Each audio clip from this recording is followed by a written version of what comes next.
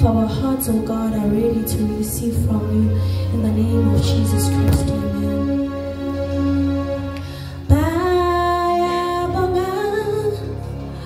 Oh,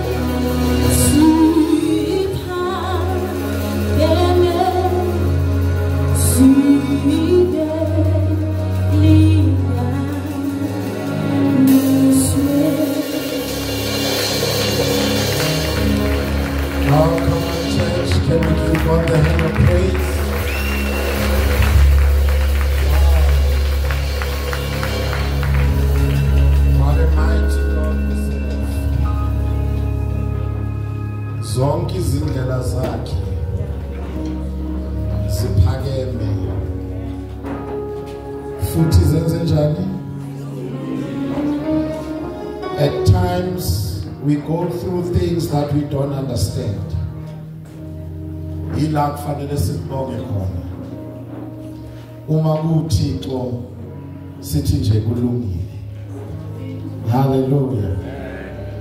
Let me greet and honor the leadership, Yasekaya, Chief Elder and all the elders, Chief Deacon and all the deacons, ama leader wama departments wonke egameni lika Jesu wase Nazareth.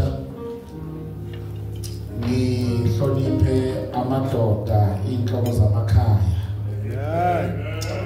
Hallelujah. Amen. Bless the Lord ukuthi namhlanje sisamile ukuthi sizomkhonza uNkulunkulu. And I want to say to those who are coming for the first time, we love you. Ngiyojabula kakhulu ukunibona after church. And those who are free ukuthi siyobona uMrs. Leo esibhedlela. Ngajabula uma singathi masiphuma la, and we also rush ngoba phakathi kweviki kubhizi kakhulu. Sambe siyombona. Just pray with her. We trust God for the divine healing. Amen. Amen. Without any waste of time, I guess here John chapter number 11. We are reading verse 21 and verse 32. John chapter 11, verse 21, and we go over to verse 32. Now Martha said to Jesus, Lord, if you had been here, my brother would have not died. 32. Then when Mary came where Jesus was, and he saw him, she fell down at his feet, saying to him, Lord, if you had been here, my brother would have not died. Hallelujah. Verse 21 and 22. Umata wathi kuJesu, Nkosi, ukuba ubukhona, umfowethu ngabe akafanga. Ngakho uMaria esefikile lapho uJesu ayekhona, wathi ukuba ambone, wazilahla ngasezinyaweni zakhe wathi, Nkosi, ukuba ubukhona, umfowethu ngabe akafanga. Izwi lenkosi lelibandla lithi amen. Amen. I'm trying to hold myself. Bazalwane akudluleki.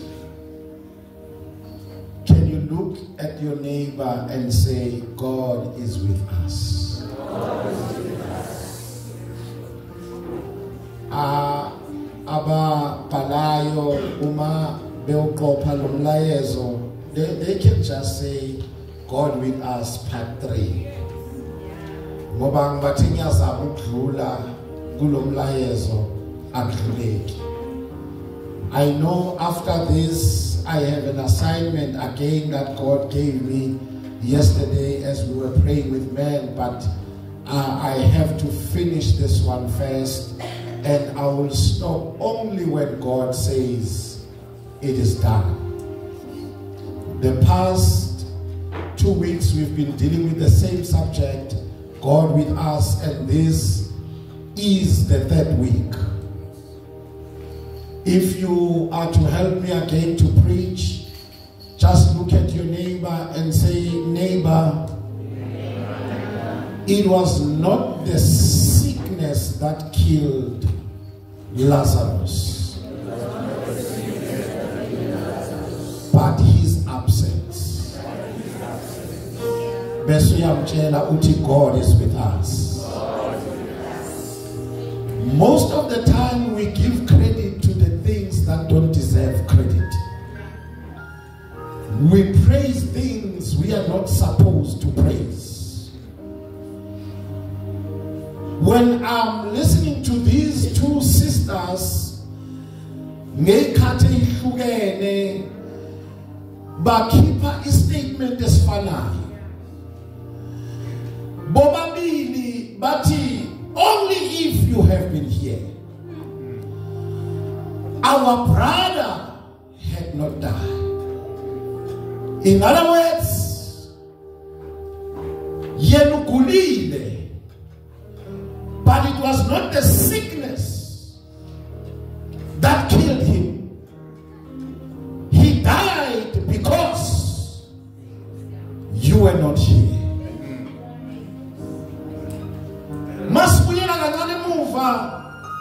When Lazarus was sick, they sent a message to Jesus. They said to him, Master, the one whom you love is sick. I believe they understood what chances are he won't survive. And it doesn't deny amandla kaMaster, because we have seen him. When you study this book, you discover what Jesus spent time with this family. At Bethany, nobody knew Jesus like the family of Lazarus. They saw him performing miracles. They saw him raising the dead. They saw him healing the sick. Now they know what in this man there is life. And them sending the message, I am sure they were desperate for his presence. But the Bible in it, he spent 2 more days. Church Nikon to us. And I discover what only 2 days while he was absent, he dealt with the sickness. Somebody to us. When he received the message, he didn't go, but he dealt with the sickness.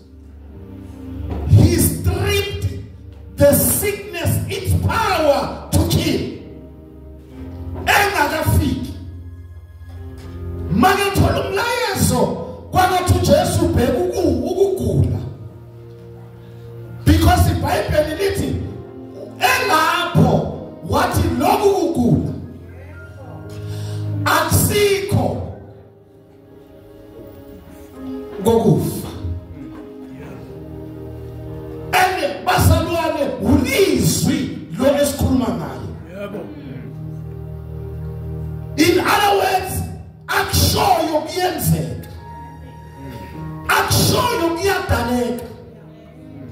Church, let me tell you, lokukufa bekune potential yombulala uLazarus, but uJesu wakuqalekisa engakafiki. Wathi lokhu kugula akusiko kokufa. Then he flipped it around and turn it to his favor.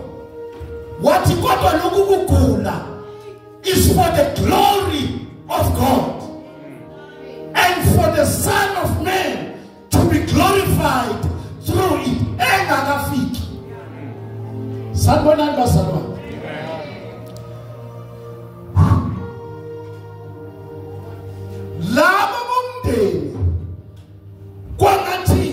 By understanding the land, he is omnipresent. He is present everywhere. Niyanyiswa bazalwane. Kwangathi namemezana ukuthi nala ithokoza usekhona. Nithi nala ithokoza usekhona. And bazalwane, into ayenzile uJesu was to nullify the power of sickness.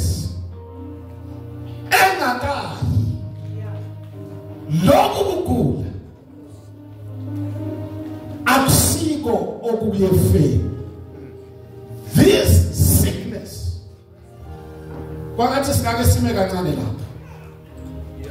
Ngithanda nje lamagama athi this sickness is not. Uma ethi this sickness is not, umethi lokugula uzero. Lokugula akusilutho. Bakhona abagulayo la endlini. Bakhona abangaphilanga abo high abo shukela abo zonke lezi zifo ezikhona bakhona. I want to tell you njengo Jesu, that sickness is not. Amen. Can somebody say it with me? Say this sickness is not. Kukhona inkinga eyifaka abantu esibhedlela. Kuzokala ukuthi umuntu ungene esibhedlela ngoba depressed. I want to tell you that problem is not. Can somebody shout it with me and say this problem is not.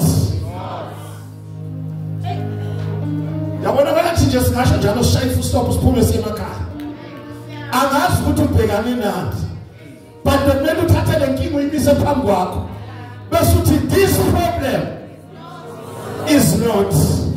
Abanye abantu abaphumeleli ngenxa ye-unemployment bekumele ibize ngegama. Uthi this unemployment is not. Uthi this financial breakdown is not. Bakhona abazabane thokoza. Abanye abantu baba financial breakdown kudliwa izindlu kudliwa imoto abantwana bayaxoshwa ezikolweni. I'm here to tell you that financial breakdown, help me Holy Spirit, is not. It's not. It's not. In other words, it will not lead to his destruction. I don't know what the enemy has thrown in your way, but I'm here to tell you whatever the enemy has thrown in your way will never lead to your destruction. It will never lead. Say this problem is not. Instead by this problem. Instead by this problem. God will be glorified. Say God will be glorified. The Son of Man will be glorified. Church, I'm here to change things that the enemy has thrown your way to put shame on you. The devil is a liar. You will never be ashamed. God will be glorified. I say God will be glorified. Amen.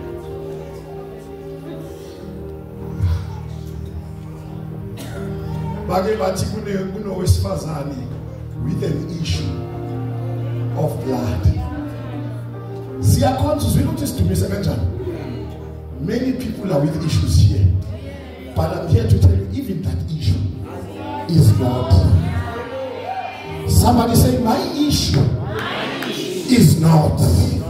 Say, my issue will never lead to my destruction, but it will lead to the glory of the Father. Can somebody glorify his name? Can somebody glorify his name? Can somebody glorify his name? I see God taking things that had the potential to put you in shame and give you glory through them. Somebody give God the hand of praise.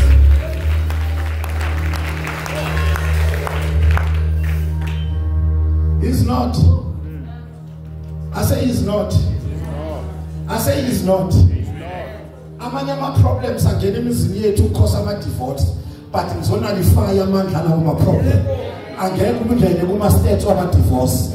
Leyo problem is not. I say it's not, but it is for the glory of the Father. God will be glorified.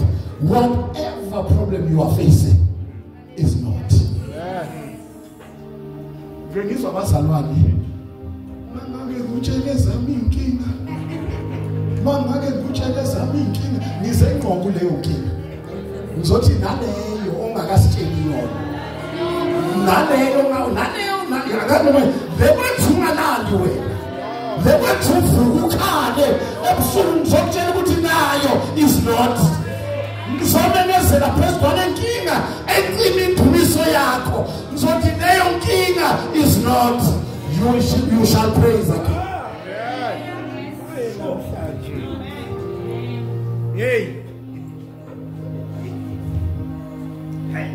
khona izinto eziphonswe phezu kwabantwana bethu ukuthi babulawe yiso. Angiyazi ukuthi abantwana bethu kunezinto abayidlayo, kunezinto abayiphuzayo ukuthi uSathane ufuna ukubabulala ngizomemezela. This problem is not. Okay. Mthembu bekungene kwakho ngize ku birthday yakho ngihlangana nomfana wakho omdala egate. Mthemba ngimbingelela ngamthintala ngamusa umoya ingcwele ethi kimi, this boy shall live again. The enemy is alive. Ngizulu umoya ingcwele athi nomfana uyophinda futhi. Akazinto uSathane ufuna ukuyibulala empilweni yakho. I'm here to prophesy over your life. Whatever that the enemy is planning to kill, it shall come back to life. Because it's not. Abazalwane abakholwayo abazobuka ngisho nemoto yakhe isikhanyisa ungena petrol ungena mali yokufika emsebenzini uthi ngale nkinga is not. The devil ngale is not. Kunabantu abaplantwa uSathane emsebenzini ukuthi banisabotage banikoshise. The devil is a liar. Nabo they are not. Nabo they are not.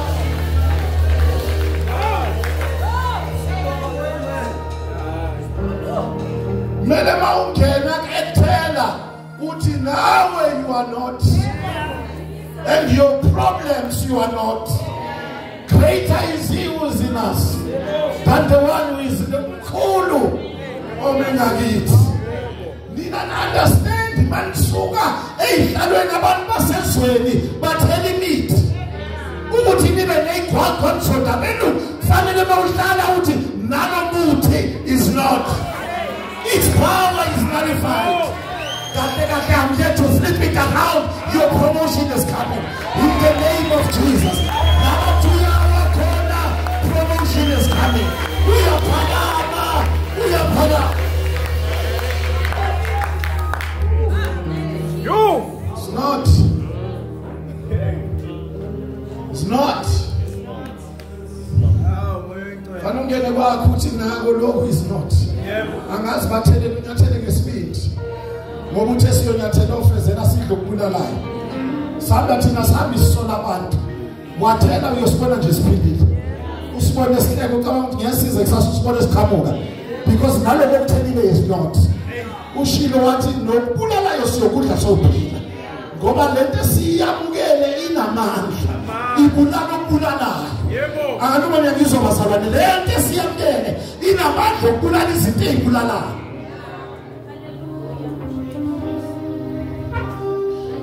Uzuthuthiswa abantu thuthe kwakho ngenxa yabantu fanele ungena uthi you are not. Bese isikhathi ungasho nomthandazo omningi uthi baba nako lokho ngimezwini elithi is not. I don't know what you are going through. Ngicela nje mawuphuma kuleli uhambe nalamagama athi nako lokho kuphethe. Inkinga yethu sizikhompela nabantu lezinto ezixakile uzibona eziginqa abaningi. But uthe ezweni lakhe 10,000 shall fall on your head. 1,000 on namana kabazowa ngapha you will remain standing. Can I release that grace over your life? Kukhona bazowa left, right and center. You will remain standing. Ayofalo ama-business mangete nime ngoba zonke lezinto eyibulala ama-business they are not. Sweet. Somebody say it's not. It's not.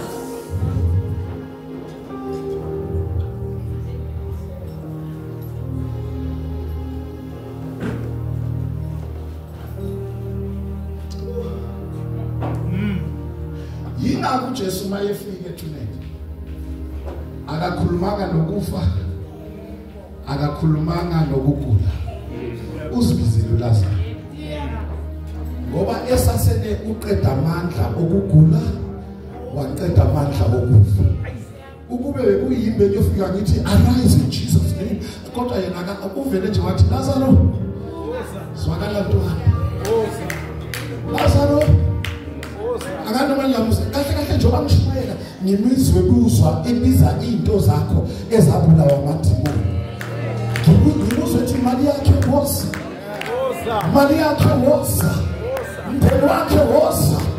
Bantwana bakhe woza. Kuphila kwakhe woza. Kuthula kwakhe woza. Injabulo yakhe woza. uJesu akawaste isikhathi ngezinto. Woza. Ngiyabona mina ku social media kubhayindwe isithombe somuntu nemali saboshwa ngezintambo ezibomvu zafakwa inaliti, kodwa mina ngibona uJesu izwi Lazarus ngoshiwe. Wathi Lazarus come out. uLazarus akalindanga uqakululwe phakathi.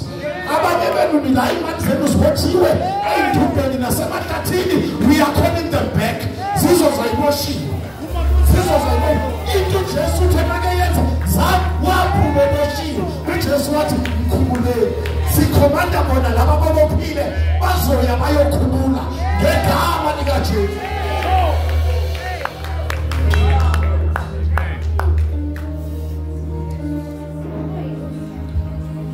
Abantu ngicabanga ukuthi ni stagnant ngoba isizini. Hayi isizini yokustagnant. Ngicela ukutshela ayikho isizini ende kangaka. Dala umusuka wena. Ukuthi siboshiwe.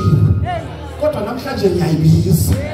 Ngegama likaJesu akazini leboshiwe banjiwe banjwe kuphi ibanjobani ngiyayibiza. Come out in the name of Jesus.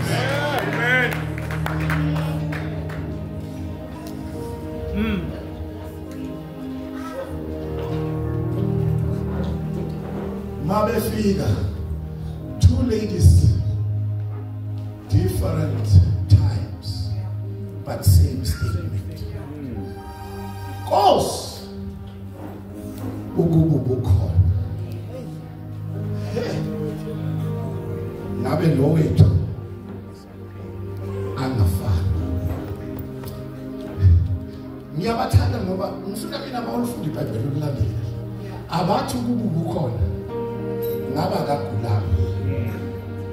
In other words, noma ngabe begula, but in your presence, he was not going to die.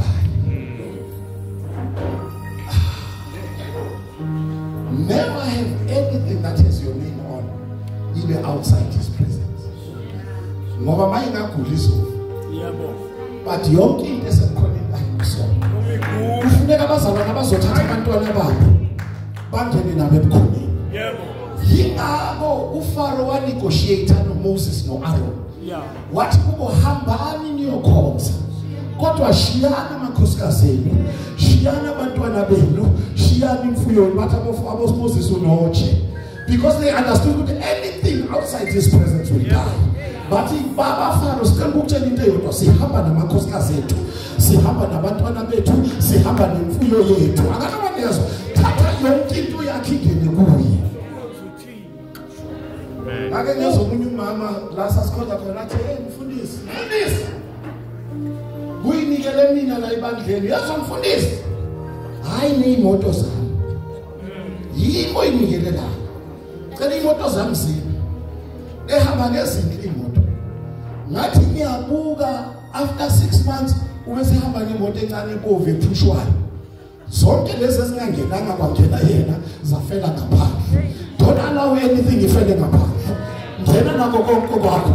Ngiyezwa bohlabelela kahle athi injongo yami ukumkhonza uJesu. Make ngathi nakho konke kwami enginjani basanwana.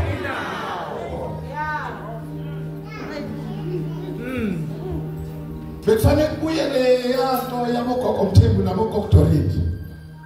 Eyokuthi kwami ngiyakhila. Akunamntwana ozosala. Can I tell you something, friend? Ngabe kade safa ukuthi khona umzalo wathi angikhonzi ndedwa. Abothemba bashina ngapha. Lalela ngabe ke church you don't understand. Sasike sakhuluma, sikhulumela abangani. Beshonile kuthiwa sicela uzokhulumela abangani. And siyayibuza ukuthi thina saphunyuka kanjani. Ukuthi kunomzalo wathi nako konke kwami. Engina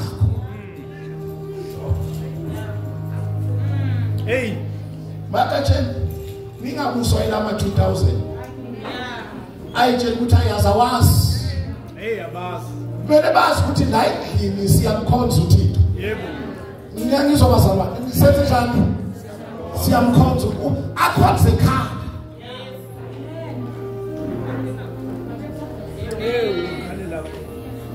Sinjalo dana siyi product yalelo family. Elalithi akekho sana. Ngibathe ngiyebholeni bathi hey la. Buka siyamkhonza uJesu. Hey. Yingakho ngimile manje. Many of my friends are no. Oh, ngingangikume emngcwabeni wakhe kwakubheki loyo ke sasithandana. Because uma wakhe wayezwana no bhuto eItalian. So ubheki mawumbhekile bekungathi umlungu. Sasizwana naye. Masithenga impahla ezifanayo. Kodwa into iyenza sihlukane kwaba yindlela esihambayo. Kubo benginankinga ukuthi uyapi. Mina ngimbe ekhaya bekukwa siyamkhonza uJesu. And if I can tell you church, wali malubheki ngisenkonzweni ngoba thina sasihamba inkonzo kuhanjwe ngomgqibelo kuyoze kuyobuya ngesonto. Ngisenkonzweni ubheki waya la bekafuna nami ngiye khona wafike wadudulelwa khona ngasala mina. Naloko umusa walomzalo wathi like I'm sure if I was there, I'm no more. But glory be to God. Ngomama ongafuna ukukhonza yena. Uba satisfied kanjani uhleli labantwana ungabasebenza. Oh God.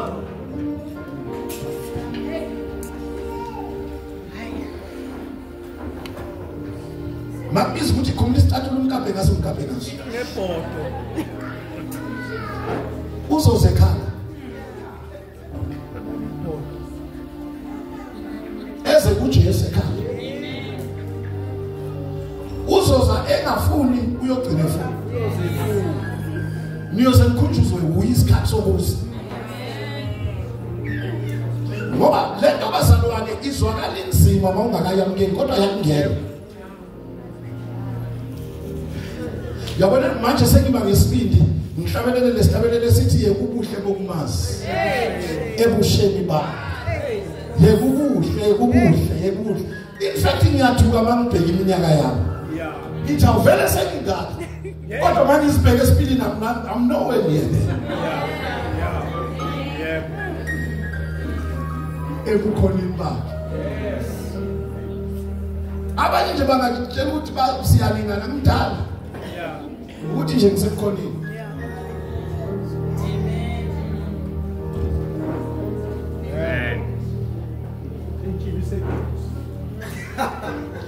There is one thing about the presence of God, Amen. It restrains the power of anything that is a potential to kill. Yebo.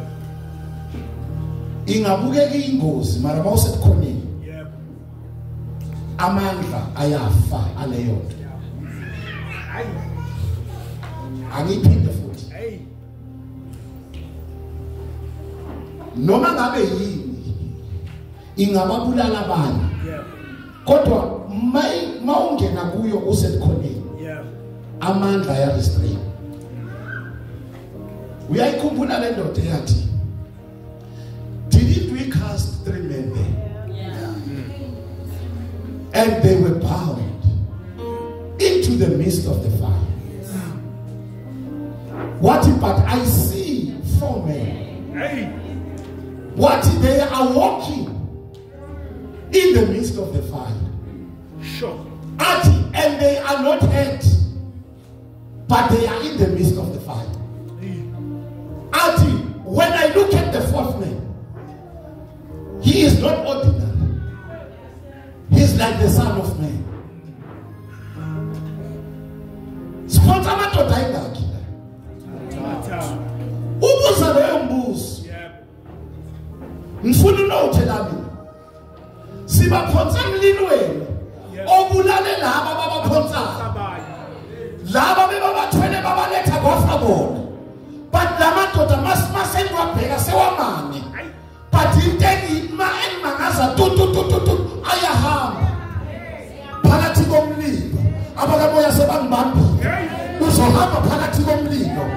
Ngoba ngoba awuwe akanoma niyeza bazalwane awuthi makhelwane uzohamba phakathi komlilo lale aligcini lapho bese lithi they are not hurt. Yebo. Awukhona. Hey Nkosi yami. Awukhona. Daniel chapter 3. Khona ukungena uzongena. Yebo. But there will be movement. Uzohamba. Verse number 24 and 23. Can ngifundele lona nje usheshe. Daniel 3 verse 24 to 25. 24 to 20. I mean, yeah. Team mfundisi man. Yeah, I know go to 23. Uthini 23. Kepha lawa amadoda amathathu oShadraki noMeshaki noAbednego awela phansi eboshiwe phakathi Ayenjani bazalwane? eboshiwe Enkosi yami namhlanje sokhumula abantu ababoshiwe. Enzenjani bazalwane? Qhubeka. awela phansi eboshiwe phakathi esithandweni somlilo ovuthayo. Yebo. Khona uNebukadnezar inkosi wethuka wasuka ngokusheshsha wakhuluma kwabomkhandlu wakhe wathi angithi siphonse amadoda amathathu eboshiwe phakathi komlilo na. Yebo. Baphendula bathi enkosini uqinisile Nkosi. Hey. Yaphendula yathi bekani ngibona amadoda amane akhululekileyo. Anjani bazalwane? Awuthi makhelwane sikhululekile. Church sikhululekile nalawe sikhululeke singenamali. Asinamali kodwa senze njani? Sikhululeke sigula. Siyakhula kodwa senze njani? Sikhululeka phakathi komlilo thina. Ngoba inkinga singeni sonke. Yaphendula yathi bekani ngibona amadoda amane Yebo. akhululekileyo ehamba phakathi komlilo awafanga eyesine ibonakala ifana Awenze njani? I think NLT it they are not hurt. Yabona mhlawumbe makethi awafanga likude. But they are not what? NLT leyo. Is daisho njalo. If they are not hurt. Can I tell you something? Ngikhumbula years back. Ngibona umunye umuntu ku social media angazi ubeka khuluma nale couple ehlule athi batawuhela. You know what I mean? They will. The devil is a liar. Whatever that thought is trying to do, you will never be hurt. I say you will never be hurt. Kunabantu eldabajalwa isitha abangafuni usibona sijabulile. Owakumsebenzi nje ukuzedwa. Kodwa uma sihamba nomuntu wesini, you will never be hurt. In other words, in presence kaNkulunkulu it protects us even from hurting. Yeah. Inabo maskhala thina. Lithi iBhayibheli angithandi bazalwane. Ukuba nidabuke njengabantu abangenathemba. Asikhali njengabantu bethu. Ukubona abantu bethu. Noma ashonelwe umuntu vele bekangamfuni uyokhalaza kuleke emathuneni. And mawuthembeka kahle bebangazwani manje thina siyakhala kodwa ngendlela right. Ngoba sinomduduzo umoya oyedwa. Right in the middle of the fire. They were not hit. Right in the middle of the fire. They were free. Bakhulu. Ngizwe izwi leNkulunkulu, izwi likaNkulunkulu lithi in him we live. In him we move. And in him we have our being. In him. Indabikala ngokuthi ube in him. Ikala ngokuthi wenze njani? Mawukuye noma kunezinto ezibamba movement, you will move.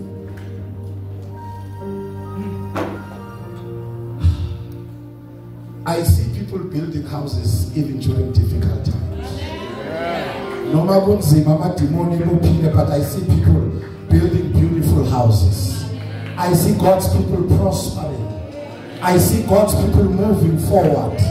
They are moving from glory to glory because we are in Him. I see you progressing where others are failing because you are in Him. Somebody say forward ever. Somebody say forward ever. In Him we move, Basalwa. Law Satan vale khona makube ne movement. Ngegama lika Jesu. Law Satan vale khona makube ne movement. Akasibone sinyakazi. Amangani ukuthi sikhululo uba. Yingakho lithi iBhayibheli, you will know the truth. And the truth shall set you free. Ngabanye amagama, you will know Christ and He will set you free. No, kahle kahle akusuno ukuthi siyazana, no ukuthi we have an experience together. You will experience Christ and He will be free.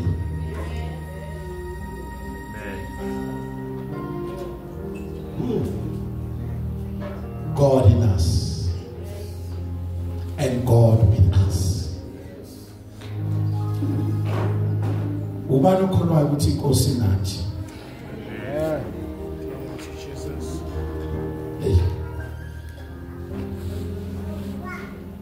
I'm releasing this grace over your life. You will walk loose after this service.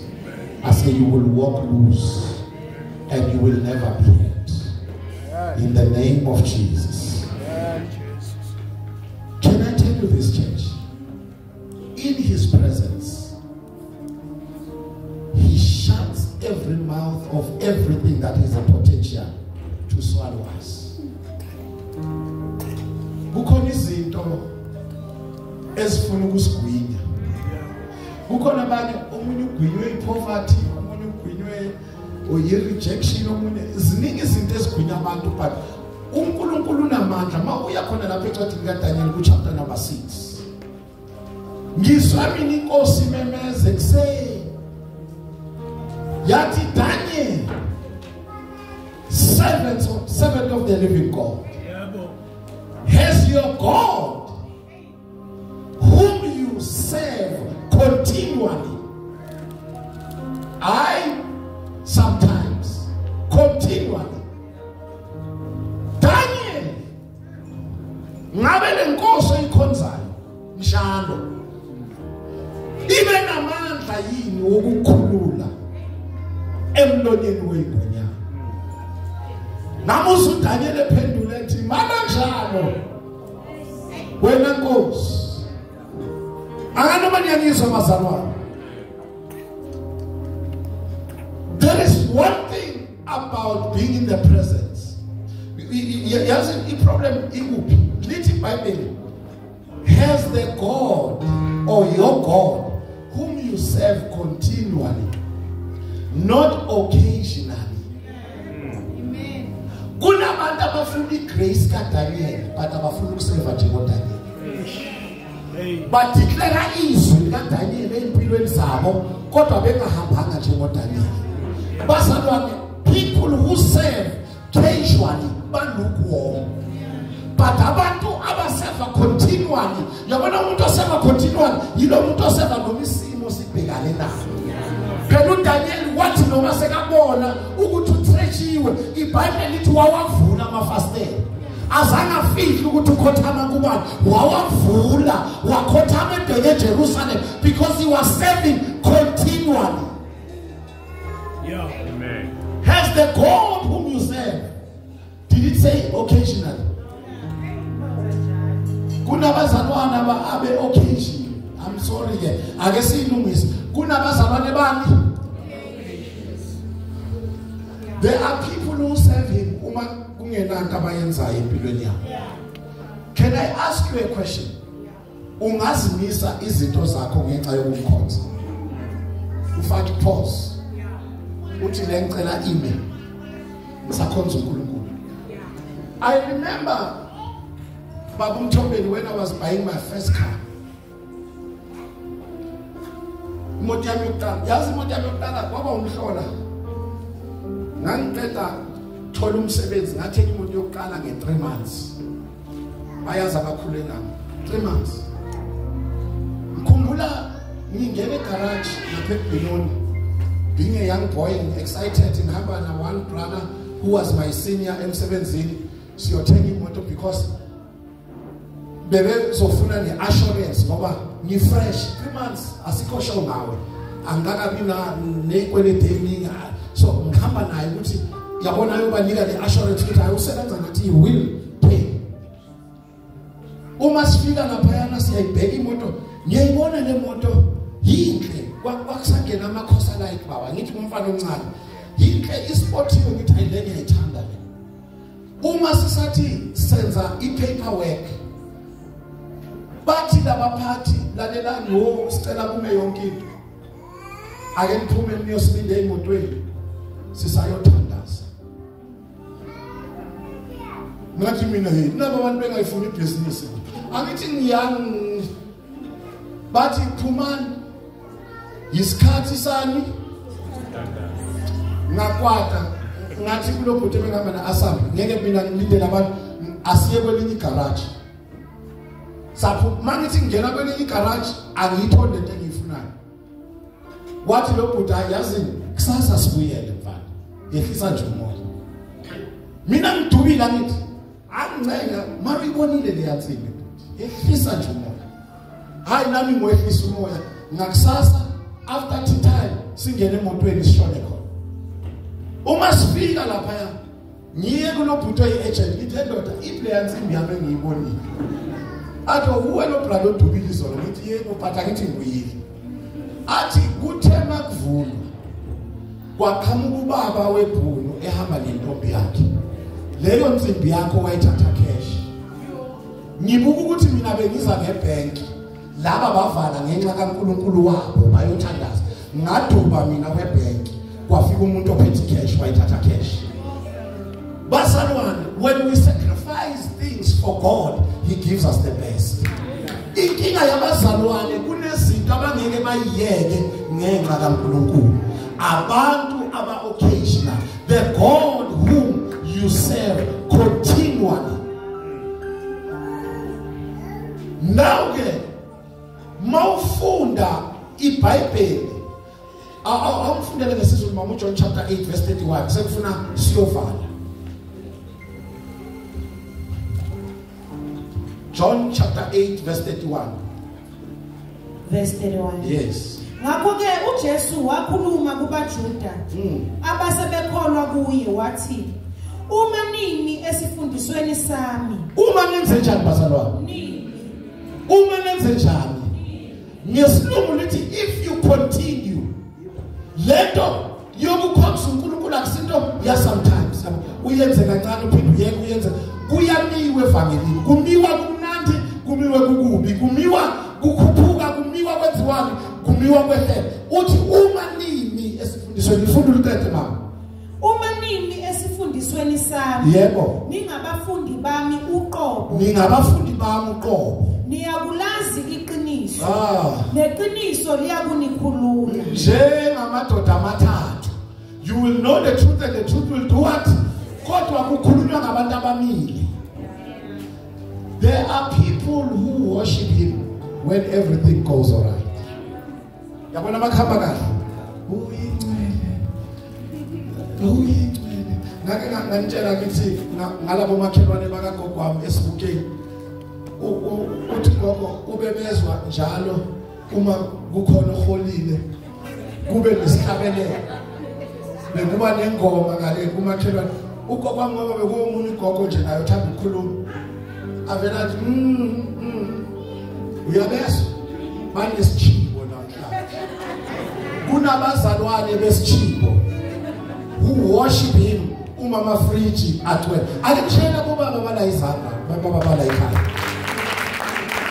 ngiyaqala ukubona amadoda azila kuyimonth end ibibhlungu le-fast aid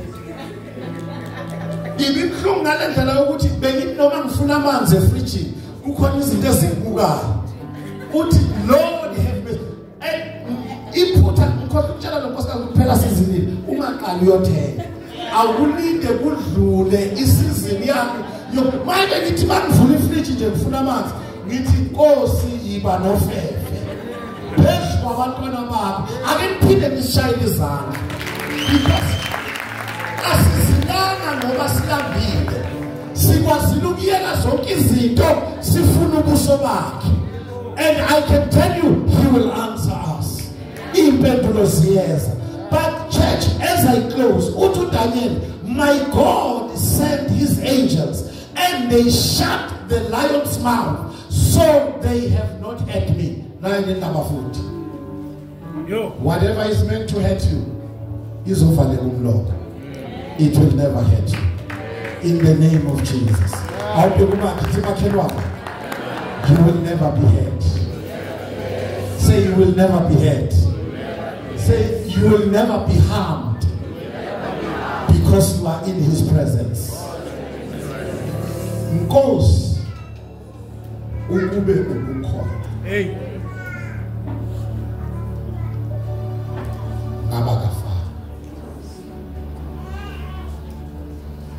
Let me tell you this as we are wrapping up. The absence of God in your life will kill many things. Mawuthi uyalalela kulamalanga kunabantu abatholakala egangeni bebuleka. Babulawa abantu abangenayo uNkulunkulu. Because makusuka uNkulunkulu kuphela nonembeza. In other words, mayesuka uNkulunkulu kunento esukayo nakuwe or kunento efayo nakuwe. Can I tell you this, church? Siyalwa every day, siyalwa nabantwana, siyalwa namakhosikazi. But uNkulunkulu never even in a single day where you think and plan to hurt those you love. Abantu abanuNkulunkulu akulula nokuthi baphakamise isandla bashaye ngempama. Uma ungenayo uNkulunkulu ujabuliswa ukuthi omunye umuntu uhurt. Ngicela ukukhuluma ethokoza. Singakwenza konke ezwane, sikwenza amaforum wamadoda, kukhulunywe namadoda, kukhulunywe nezinsizwa as long benganikwanga uJesu. As long uNkulunkulu engekho empilweni yabo bayothi bephuma kumaforum bayobulala ingane zethu estradini. Ngoba umuntu ongenaNkulunkulu kunento efayo kuye.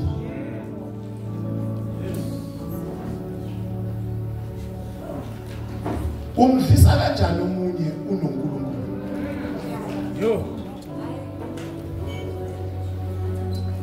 Umdlise nje. Umdlisa uShevo, umdlisa ikorobela kodwa unoThixo. Abantu abangenanembeza yiba bakwazi ukuyolanda imithi bayoloya abantu. Abantu abanoNkulunkulu bayathandaza.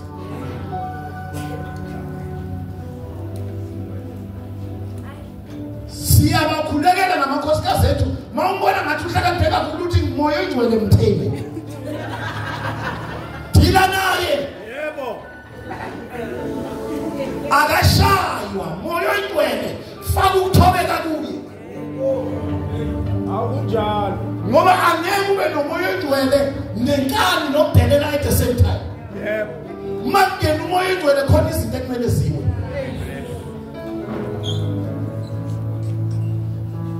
Iyamwarisha lento mawulalela nje ama news khona umuntu otholakala ebuleni.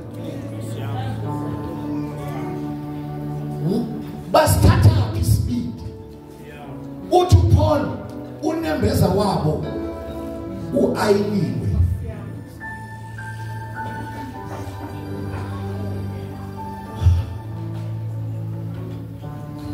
All you need in your life is the presence of God. Yabona lento esayamkela ikwazi ukusibamba noma sesijanqula. Iyakwazi ukukhuza ithi ayihlale phansi mangumthetho. Ngoba sisasemhlabeni la. Kudinga zwane labafana abancane sibatshela ukuthi kusasemhlabeni la. Asikakabi sezulwini. But all you need is the Holy Spirit. He will give you the fruits of the Spirit. You will be able to control yourself. It's almost never Baba besikhuluma nge-issue ye self control. Yabona akusho ukuthi masawusindisa bayosuswa bosisabana futhi ngathi mawusindiswa yilawo babona khona mawuthi yabheka sebathwizile bahle uyabona nje nawe la ekonzweni anginayo intokazi embi mina kodwa kufuneka abafana abanomoya ogcwele uzothi noma kuvuka into yasezweni athi umoya ogcwele ayihlale phansi bamba umthetho sikhona insizwa yabona zini sanibona insizwa angeke sihambe sikunqanda ngapha nangapha sikuvimba ngapha mawunalento yasezulwini izoloku ikhuza nje iyakurestrain.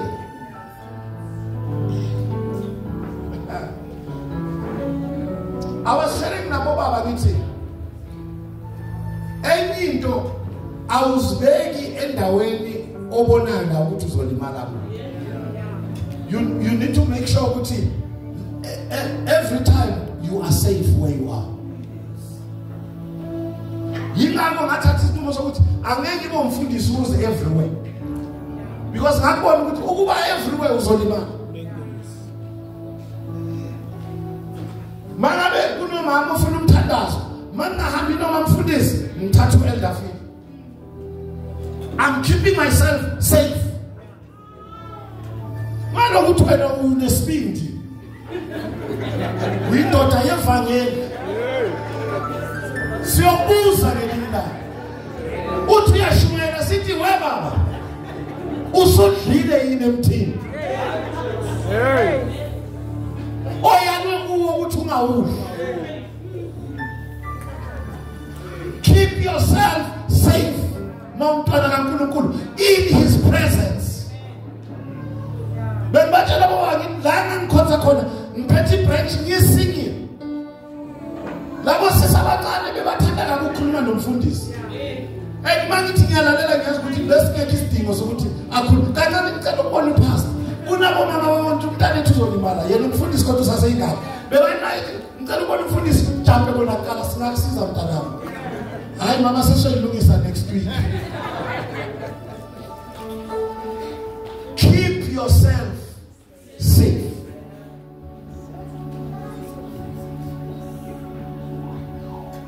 Yingakho ngomezulu ngikhathazeka manibasha nihamba nodwa kushiya amakhosikazi emakhaya. I-advice engayithola komunye umama wathi mntanami njoba ushumayela kangaka thatha wakho ukuthi mawehle pulpit uwele ezandleni zomkakho. Sinovalo lokuthi lo gcobo oluphezu kwakho uyazi ukuthi ugcobo luyingozi. Ugcobo liya-attract. Niyababona bahle kanjalo baba ngomezulu.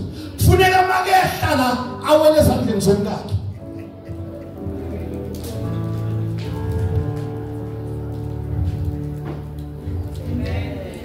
Askisi. Imnandi lento yevangeli lakhe emahlalela mawuhamba nomuntu wakho. Mbambele eduze. Baba umthembi.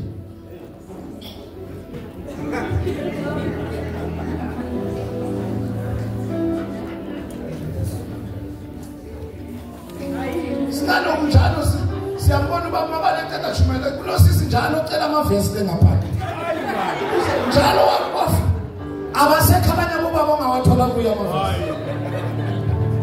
Funeka abantu abazoza abantwana ngisingakusiza. Hayi bengithi baba mabana ngisize ngale la verse umama uzolithumela.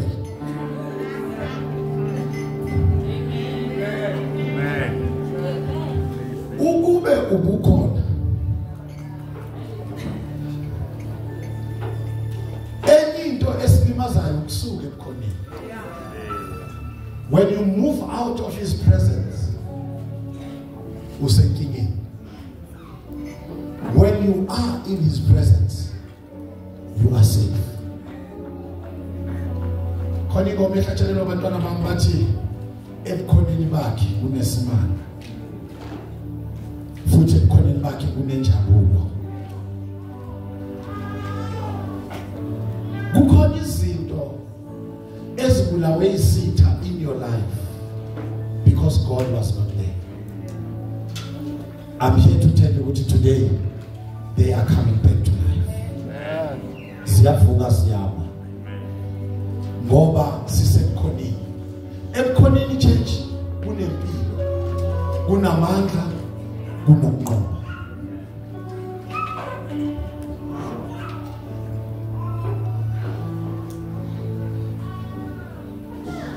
Biza uJesu. Uye ukusola bakuloyile, uye ukusola bakusabothaje. Biza uJesu. Amen eyifile biza uJesu. And say, "Nkosi, I am the one you love." Just say, "Jesus, I am the one you love." I can see things rising in your life once again. I see your finances rising once again. I see your family rising once again. I see everything that the enemy has killed coming back to life once again.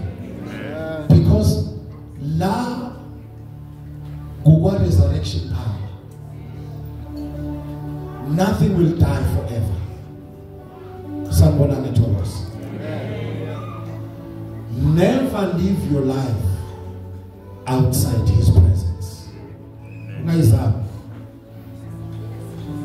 Ungayizami in a promotion outside his presence. Ufane noMose uthi, "Nkosi uma ngaba ngeke uhambe nathi, ungasikhuphuli. Ngcono sihlale khona la. If wena angeke ube khona." Ngoba ne promotion eza ngaphandle kaKristu will kill you.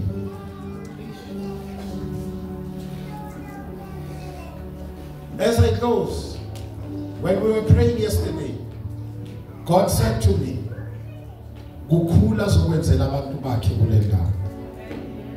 Into ayidingayo yini ukukholwa. Just believe." Awushumayela umakhelwane ubameza lithi Maki. Just believe. Ake siphakamise inyawo.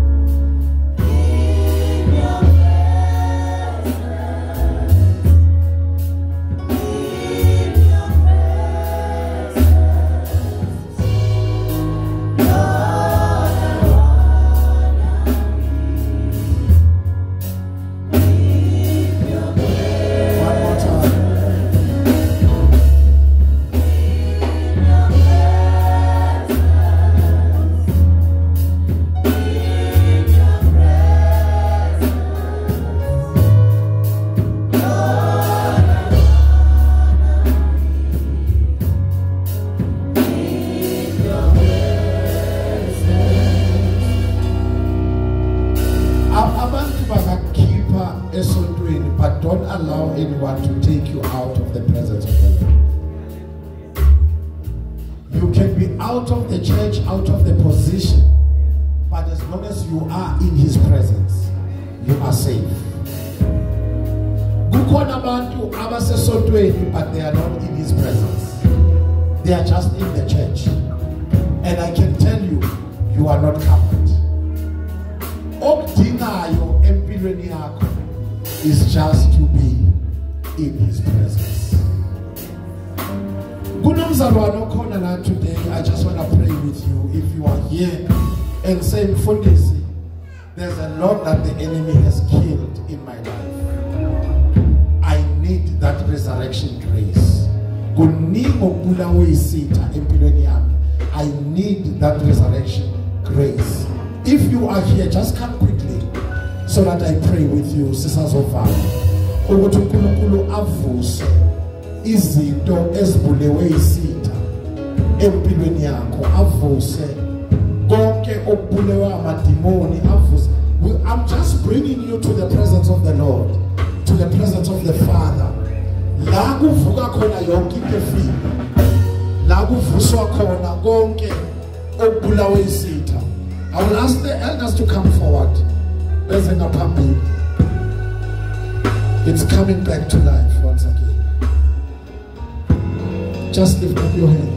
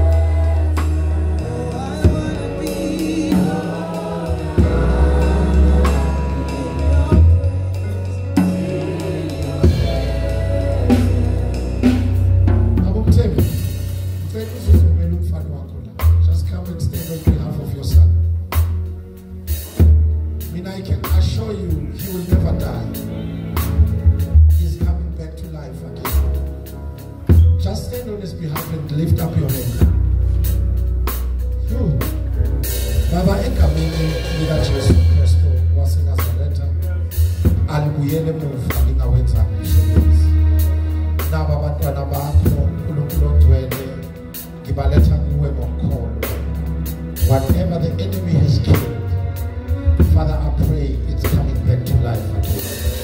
In the name of Jesus, it's coming back to life. It's coming back to life. I commit their families unto you. I commit their finances unto you. I commit their health unto you. In the name of Jesus, Father, it's coming back to life once again. They are in your presence. Just like you called out Lazarus, Heavenly Father, may you call out that one thing that the enemy has killed. In the name of Jesus, we are calling it out back to life again, so that your name may be glorified. Father, we thank you. Jesus said, I know you answer me, but Heavenly Father, I pray for the sake of these ones that are listening. Heavenly Father, we thank you that you are doing it even right now as we pray for the glory of your name. Elders, can you lay hands upon each and every one? Get down on your chest. Can you just lay your hands? Can you lay your hands? Get down on your chest. Hosanna, Papa. Can you help me with your hands?